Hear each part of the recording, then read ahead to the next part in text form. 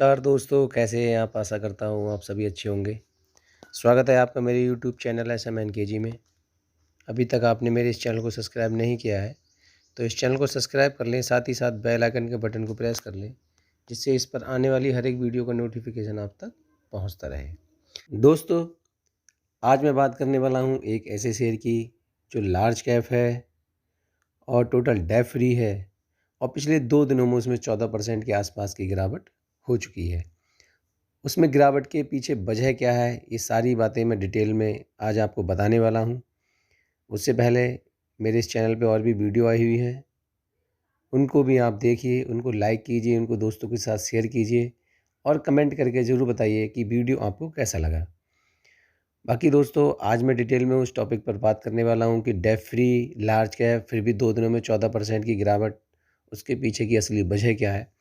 तो जैसा कि दोस्तों आपको ये पता होगा कि बचपन में आपने सुना होगा कि हर किसी के माँ-बाप जो होते हैं, अपने बच्चों को ऐसे लोगों के साथ रखना बिल्कुल पसंद नहीं करते हैं, जो लोग ड्रिंक करते हों, दारू पीते हों, सिगरेट पीते हों या जो लड़ाई झगड़े में ज़्यादा अपना फ़ोकस रखते हों, पढ़ाई में उनका कम ध्यान हो।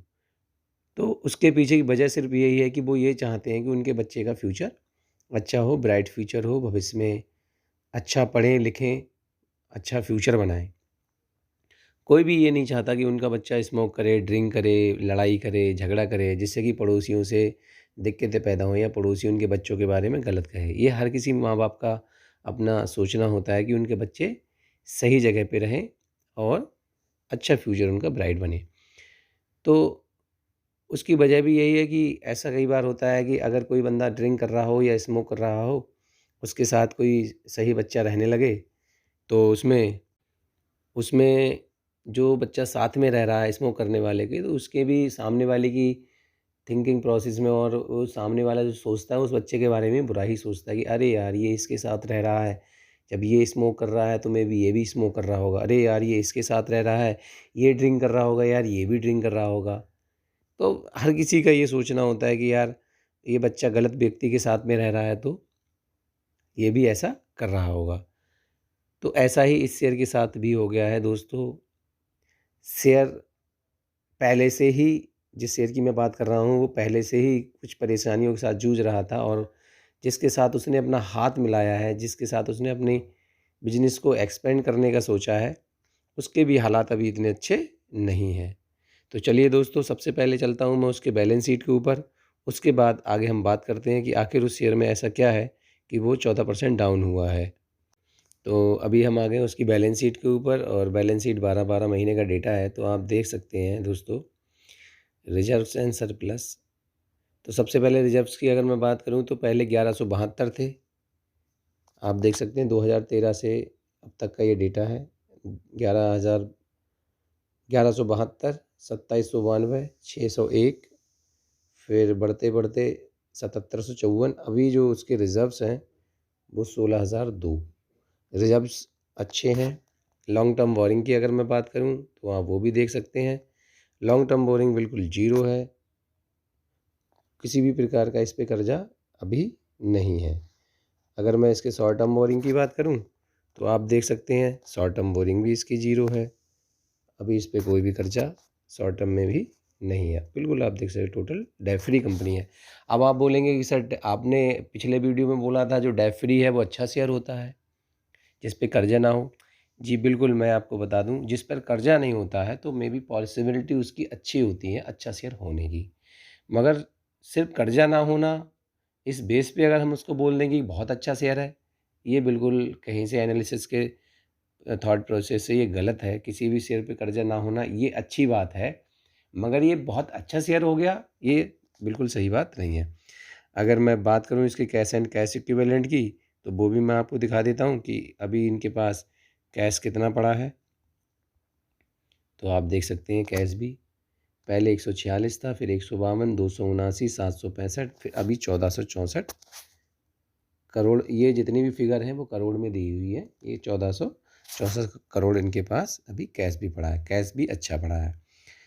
अब मैं बात करूं कि आखिर इस कंपनी में ऐसा क्या है कि ये कंपनी डेट फ्री होने के बावजूद भी डाउन हो रही है, ऐसा इसमें क्या है उस पर हम चलते हैं। तो उस शेयर के मैं अभी जो आया हूँ एनुअल नॉर्मल व्यू पे आ गया हूँ, तो आप देख सकते हैं फाइनेंशियल स्टेटमेंट में ये 20/2013 से ये कंपनी काम कर रही है। आप सबसे पहले अभी हम इसके रेवेन्यू की बात करेंगे। 2013 में इसका जो रेवेन्यू था आप देख सकते हैं 12.29, 2014 में 36.12, 2015 में 94.92। ऐसे ही टोटल रेवेन्यू की अगर हम बात करें 2015 में 94.92, 2016 में 154.92, 17 में, मतलब अगर हम रेवेन्यू की बात करेंगे तो रेवेन्यू अभी लगातार इसका बढ़ता जा रहा है। 2630, 2768 और 2021 में देख सकते हैं आप 2118, और अभी जो हुआ है रेवेन्यू में जो ग्रोथ है वो बहुत अच्छी ग्रोथ है, 4985। रेवेन्यू अच्छा जा रहा है। और अगर मैं इसकी बात करूं, रेवेन्यू तो अच्छा है मगर टोटल खर्चों के बाद अगर हम बात करते हैं नेट इनकम की, तो नेट इनकम की अगर मैं बात करूं इस शेयर की, तो नेट इनकम इसकी बिल्कुल ही नेगेटिव में जा रही है। आप देख सकते हैं, अगर आप दिखाऊं मैं आपको, 2013 में -10, 2014 में -37, 2015 में -71, 2016 में -28, 2017 में -585, ऐसी माइनस माइनस माइनस माइनस, और अभी 2021 में अगर मैं बात करूँ नेट इनकम की, तो 1208.7, मतलब 1208 करोड़ के ये कंपनी घाटा में चल रही है। रिजर्व्स अच्छे हैं, डेट फ्री कंपनी है, सब कुछ ठीक है। अल्टीमेट जो होता है हमारा मेन टारगेट जो होता है वो प्रॉफिट पर होता है। अब प्रॉफिट ही अगर हमारा नहीं है, प्रॉफिट ही अगर हमारा नेगेटिव में है, तो मुझे लगता है कि फिर उस बिज़नेस का कोई महत्व नहीं है। अगर आप कोई काम करते हैं उसमें आप प्रॉफिट ही नहीं बना पा रहे हैं, प्रॉफिट बिल्कुल ज़ीरो होता जा रहा है, तो आप उस काम को कैसे जज करेंगे, आप उस काम को कैसे अच्छा बता सकते हैं। तो वही अहम वजह है इसकी। अर्निंग पर शेयर की भी अगर मैं बात करूं तो वो भी माइनस में ही है। अगर 2021 में अर्निंग पर शेयर की बात करें तो -1.67 अभी चल रहा है। इससे पहले के हालात तो बहुत ही बुरे थे। अगर आपको मैं बता दूं तो इसमें माइनस जो गया था इसका अर्निंग पर शेयर मैक्सिमम, वो 70,098, -70,098 इसका अर्निंग पर शेयर हाईएस्ट गया था माइनस में। अभी तो फिर भी -1.67 चल रहा है, तो अर्निंग पर शेयर में भी बहुत ज़्यादा गिरावट है। तो मोस्टली जो होता है हर कंपनी का अपना एक टारगेट होता है कि मुझे प्रॉफिट करना है, मगर ये कंपनी अभी तक लॉस में ही चल रही है। बाकी आगे की बात अगर मैं आपको दिखा दूं तो आप देख सकते हैं कि फाइनेंशियल ट्रेड में कंपनी ने 2019 में भी माइनस में था इसका प्रॉफिट 830, 2019-20 में भी आप देख सकते हैं -145%, 2021-22 में भी देख सकते हैं 48% डाउन। तो आप देख सकते हैं कि इसका परफॉर्मेंस माइनस में ही जा रहा है। अगर शेयर होल्डिंग पैटर्न्स की अगर मैं बात करूं तो वो भी मैं आपको दिखाता हूं। प्रमोटर की बात मैं करूं तो प्रमोटर इसमें बिल्कुल जीरो है, प्रमोटर अपना पूरा माल बेच के निकल चुके हैं। म्यूचुअल फंड अभी 2.82 की होल्डिंग बनाए हुए हैं। अदर डोमेस्टिक इंस्टीट्यूशन की बात करें तो वो भी -24 है, और फॉरेन इंस्टीट्यूशन की बात करें तो 10.44, और बाकी आगे मैं अभी आपको ग्राफ के थ्रू दिखाता हूँ। Total promoter zero. Mutual fund ने अपनी होल्डिंग कुछ कम की है, आप देख सकते हैं 3.88 से 2.82 की है, और अदर डोमेस्टिक इंस्टीट्यूशन तो 95.80 से बिल्कुल ही अप्रैल से अब तक ख़त्म कर लिया है उन्होंने माल। और फॉरेन इंस्टीट्यूशन की बात करें तो अभी इसमें होल्डिंग बनाए हुए हैं तकरीबन 10.44, और रिटेल एंड अदर्स की बात करें तो उनके पास माल जो है 86.51% माल है। इसमें आप रिटेलर्स इन्वेस्टर्स जो आप देख सकते हैं 3.54, अदर जो पार्टीज़ हैं वो 82.99% है।